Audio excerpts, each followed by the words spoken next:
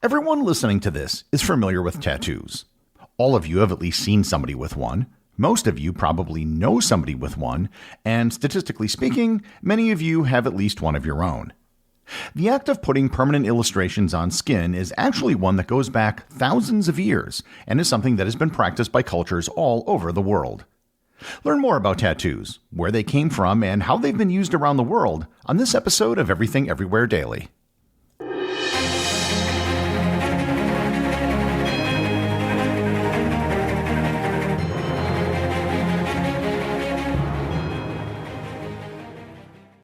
Are you a true crime lover looking to shake things up? I'm excited to share with you another podcast that I think you'll enjoy, LA Not So Confidential. On each episode, this true crime and forensic psychology podcast does things a little differently. Instead of only investigating individual cases, Drs. Scott and Shiloh use their years of expertise as forensic psychologists to examine the psychological issues that connect with a crime. The show is intelligent, curious, and a little snarky. I recommend you check out their episodes on pyromania, Stockholm Syndrome, and erotomania, the delusional belief that one is loved by another person. If you love true crime and want a deeper look into the history and psychology behind famous crimes, check out LA Not So Confidential. You can find LA Not So Confidential on Apple, Spotify, or wherever you listen to this show. This episode is sponsored by Noom. Noom is changing the game with weight management. Do you know how a lot of weight programs out there focus on what you eat? Well, Noom is using science to help you understand why you eat, and that makes all the difference. Noom helps you understand the science behind your eating choices and why you have those cravings.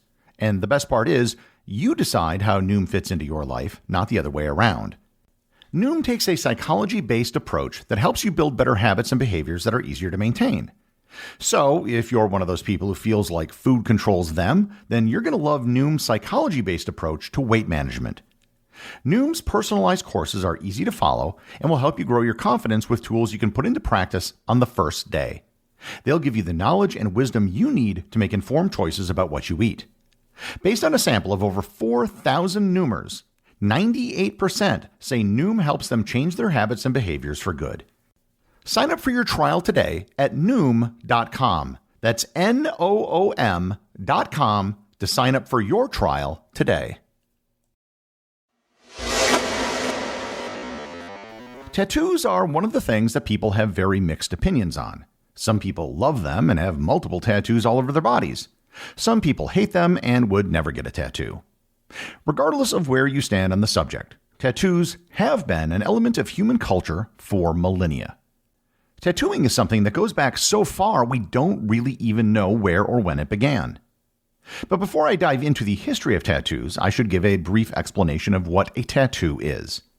A tattoo is nothing more than an ink, dye, or pigment which is put into the dermis layer of the skin.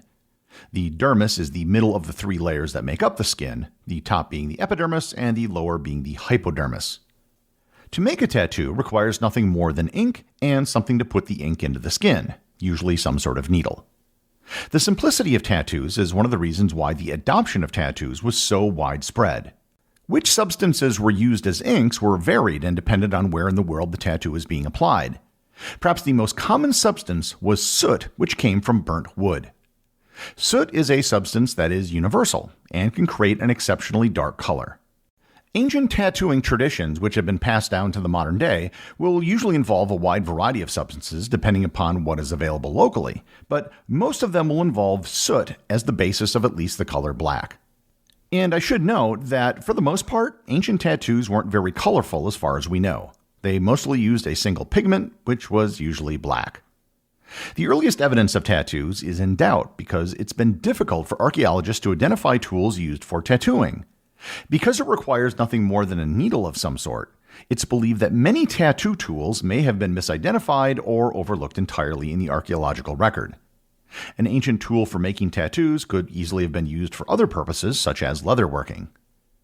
The misidentification of tattooing materials has led some to suggest that we may actually have archaeological evidence for tattoos dating back as far as 50,000 years. If that's true, this would make tattooing one of the earliest human art forms.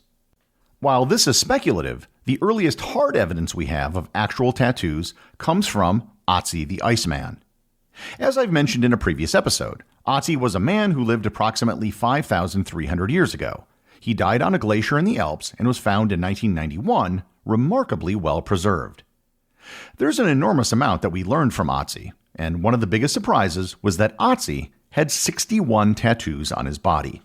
Many of the tattoos on Otzi were placed on areas where he was clearly suffering from arthritis, indicating that the tattoos may have had some sort of medicinal purpose. The extent and placement of the tattoos on Otzi indicate that tattooing probably wasn't something that was invented recently around Otzi, but rather Otzi and his people were practicing something that had been handed down to them over the centuries. While Otzi has the oldest known tattoos, there have been other tattoos found which are almost as old. Two 5,000-year-old mummies found in Egypt show the earliest illustrative tattoos. One on a male shows the image of a bull and a sheep, another on a female shows an S-shaped design on her shoulder. The mummy of a 4,000-year-old Egyptian priestess known as Amunet, a priestess of the goddess Hathor, was found with extensive tattoos on her lower abdomen. It's believed the tattoos may have been applied as a form of protection during pregnancy and childbearing. In 1917, a mummy was found in Chile called Chinchorro Man that exhibits tattoos. The date of the particular Chinchorro Man mummy has been questioned, but there have been Chinchorran mummies found that are as old as the oldest Egyptian mummies. The existence of mummies in Chile indicates that either tattooing was discovered independently in the Americas, or that it was a technology that existed before humans ever arrived in the Americas. Going through the use of tattoos in every culture around the world would quite literally take hours, as tattooing has been found almost everywhere in the world. Tattooing went from Egypt into Nubia and into modern-day Ethiopia and Africa. Female Scythian warriors of the Eurasian steppes, from whom the legends of the Amazonian warriors are believed to have come from, received tattoos of beasts that they hunted. In ancient Greece, Persia, and Rome, tattoos actually weren't very common, but they were used to identify slaves. In China, tattoos have been found on mummies that date back 2,000 to 4,000 years. But it eventually evolved into something that was considered a barbaric practice that was only done by people in the far south of China. Tattooing was extensive in ancient Japan as a spiritual practice, but by the 17th century, it was only practiced by the lower classes. In the Americas, there was an extensive culture of tattooing across many different tribes and cultures. Tattoos were used by the Inuit people in the far north. Women would often receive facial tattoos, which were part of an initiation rite into womanhood. When Europeans arrived in the New World, they reported many different tribes with tattoos, some of which were quite extensive and covered most of their bodies. I should give special mention to the one region of the world which is probably best known for its extensive and intricate tattooing: the Pacific. There are 5 different styles of tattoos in Polynesia: New Zealand Maori, Marquesan, Samoan, Tahitian, and Hawaiian. The Maori people in New Zealand practice what's known as ta moko. These often involve facial tattoos for both men and women. They were traditionally used to signify social status as well as for adornment. Tahiti is actually believed to have been where the word tattoo originated from. It's thought to have come from the word tatau, which was the word for the bone from a flying fox that was used as a tattoo needle. It was first used in this context in the diary of Captain Cook. In one of the most hilarious historical errors of all time, in 1722, a Dutch ship arrived in Samoa and wrote of their meeting with the inhabitants.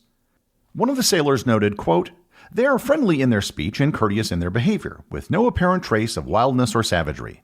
They do not paint themselves as they do the natives of some other islands, but on the lower parts of their body they wear artfully woven silk tights or knee breeches."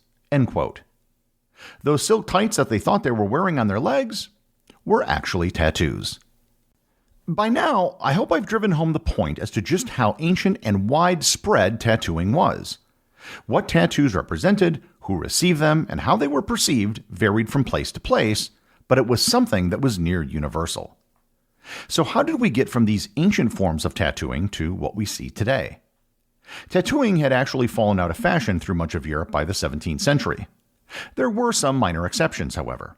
If pilgrims traveled to Jerusalem, they would often get a tattoo of the Jerusalem cross to signify that they had made the journey. However, the group which began getting tattoos and who slowly brought them back into popularity were sailors. In particular, sailors who went to the Pacific would often get tattoos to commemorate their voyage. Eventually, sailors began using tattoos as a form of identification and a type of initiation. A new crew member might be required to get a tattoo to show that they were part of the crew. They could also get a commemorative tattoo for crossing the equator or rounding Cape Horn. Sailors also got tattoos for personal reasons, which served as a way to identify bodies that may have drowned or fallen overboard. As more and more sailors returned home with their tattoos, tattooing began to spread, usually among the lower classes of society and criminals. However, in the United States, modern tattooing can be traced back to a single individual, a former sailor and Civil War veteran named Martin Hildebrandt. In the early 1870s, he opened up the world's first tattoo parlor in New York City and was the world's first professional tattoo artist. About 10 years later, Sutherland MacDonald opened up the first studio in London. Tattooing did eventually spread throughout all of society. Members of European nobility and royalty began getting tattoos, discreetly, of course. Kings George V and Edward VII of Great Britain, King Frederick IX of Denmark, King Ferdinand I of Romania, Kaiser Wilhelm II, King Alexander of Yugoslavia, and Tsar Nicholas II of Russia all reportedly had tattoos. Heavily tattooed men and women often performed in circus sideshows in the late 19th and early 20th centuries. They would have their entire bodies covered in tattoos save for their faces and hands. Betty Broadbent and Nora Hildebrandt were two of the most famous tattooed ladies of the period. The most significant technical innovation in tattooing occurred in 1891 when a New York City tattoo artist, Samuel O'Reilly, received a patent for the electric tattoo machine.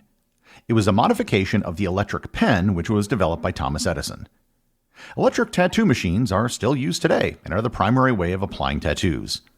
A tattoo machine works by using electromagnetic coils to move a set of needles rapidly in and out of the skin, applying the ink. Throughout the 20th century, tattoos slowly gained in popularity. By 1936, an estimated 10% of all Americans had at least one tattoo. As with the long history of tattoos before the 20th century, the meaning and use of tattoos was very mixed. Permanent tattoos were used to mark and track prisoners in death camps during the Holocaust. Tattoos became staples of biker gangs and of prisoners. However, at the same time, many native people around the world rediscovered tattooing as a way to connect with their culture. Ordinary people got tattoos as tattoo parlors became more ubiquitous. Data on tattoos in the United States was actually just released a week before I recorded this episode by the Pew Research Center. They found that 32% of all Americans have a tattoo, and 22% actually have more than one. 38% of all women have at least one, compared to just 27% of men. If you look at the data by age, 41% of adults under the age of 30 have at least one tattoo, as do 46% of those between the ages of 30 and 49. Tattoos still aren't something that is for everyone, but they are more popular today than ever. Depending on where you go in the world, tattoos can have wildly different connotations. In countries like Japan or El Salvador, tattoos can often represent membership in a criminal gang. In places like New Zealand or Samoa, it can represent a connection with a person's cultural heritage. For many people, it can simply be an artistic expression or a way to remember an important event or person. Regardless of their modern meaning, tattoos are one of the oldest and most universal forms of human expression, one which may go back tens of thousands of years. The executive producer of Everything Everywhere Daily is Charles Daniel. The associate producers are Thor Thompson and Peter Bennett. Today's review comes from listener Azaraz over on Apple Podcasts in the United States. They write, "This podcast fulfills my desire to learn fun, random facts, and it does so in a way that I can multitask while prepping in my food truck. We make gyros. The short episodes are perfect to keep on while I prepare for the day. It makes the time pass by, and I also have cool icebreakers to share with my customers. Thanks." Thanks, Azaraz. I can think of no better accompaniment to a gyro than Everything Everywhere Daily, because knowledge makes everything taste better. It is the perfect condiment. Remember, if you leave a review or send me a boostagram, you too can have it read on the show.